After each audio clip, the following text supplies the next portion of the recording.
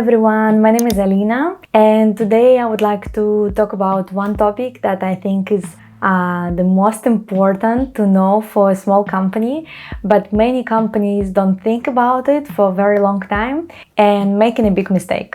So I personally don't start working with the companies that don't know their core values and can't communicate them. Not because I'm just like such a strict recruiter, but because in reality it's very difficult to hire a right match and not to make a mistake if the company has no idea on who they need, because if they don't understand their own company, they don't know who is going to be the match for them. So today we are diving deeply into this topic and gonna see some things that you can do by yourself as a HR or entrepreneur and founder of this company, and some things that you can do as a team, even if you are remote or not remote. This exercise will help for sure. Begin by pondering your company's mission. What drives your company beyond just profits? Then another one would be to get feedback from your team. So engage with your team and actually their perception on what you're doing and the way you're doing things in your company can offer rich insights to the company's values and mission. Your company's decision, past and present, often mirror underlying values. So it's a great thing to reflect on them and analyze past choices. For example, in my case, I reflected on my values when we understood what are actually our values and realized that my values are a big part of me. So I can describe myself with these values. That's something that you will notice as well. If you put your core values as a person, if you're an entrepreneur and created this company, then you will see how it resonates with your team. So like your team is very similar to you in reality. So now I can advise you to make this exercise with your team. If you're a remote company or some part of your team is remote, I really advise to get to the meeting, to Zoom and spend, I think it's going to take about an hour. So first thing, you need to think of 3 people that will help you to grow a company. Those 3 people have to be outside of your company. They have to be, you know them well usually, or you just met them, but you feel like they will help you, their characteristics will help you to grow the company. And each team member, I advise to take at least the leadership team, and each team member needs to think of these 3 people. I don't remember who I picked, but I remember one person, it was my cousin. So on the example of my cousin, I will give you who she is and why I picked her. So I wrote her name, and like every person is doing the same, 3 people. Basically her name, then her characteristics: she's ambitious, communicative, she's good at sales, she's great at marketing.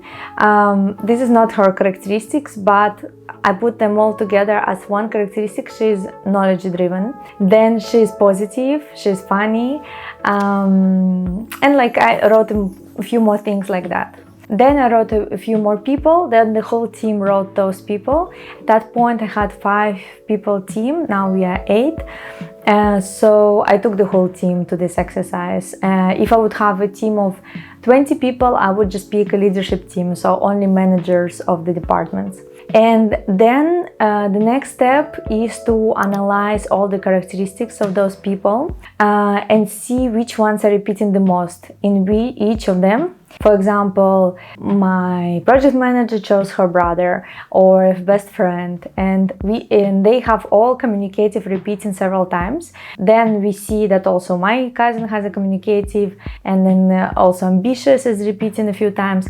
Then we put all of them in a separate document as a list, and we see that which ones are repeating the most. Then all together we need to combine them. So for example, ambitious and driven.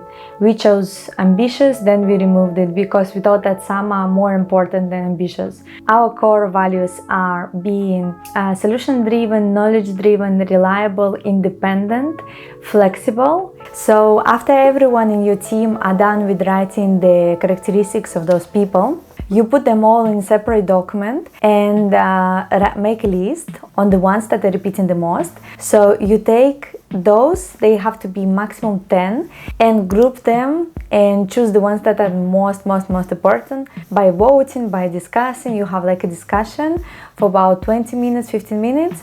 And in the end, you have your core values. So there have to be maximum 4 to 6 core values. The less, the better. I have the maximum because we just couldn't choose.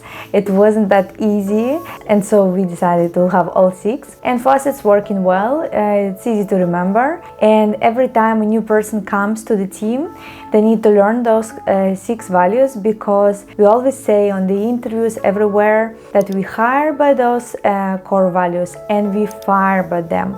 So for example, if we see that a person for quite some time, maybe for a few months, is not reliable anymore, even not few months, reliable is important. So if we see that they're not reliable, that's already a big red flag.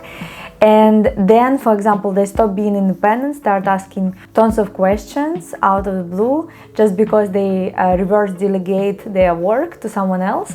Of course, in this case, we are gonna fire them because it just doesn't work for us. The company cannot work like that, and it's becoming toxic for everyone.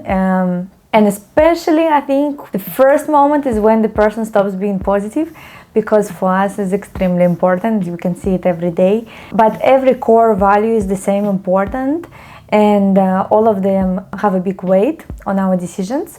So I hope this exercise will be very useful for you. Let me know how it would work for your company, and put a like if you like the video.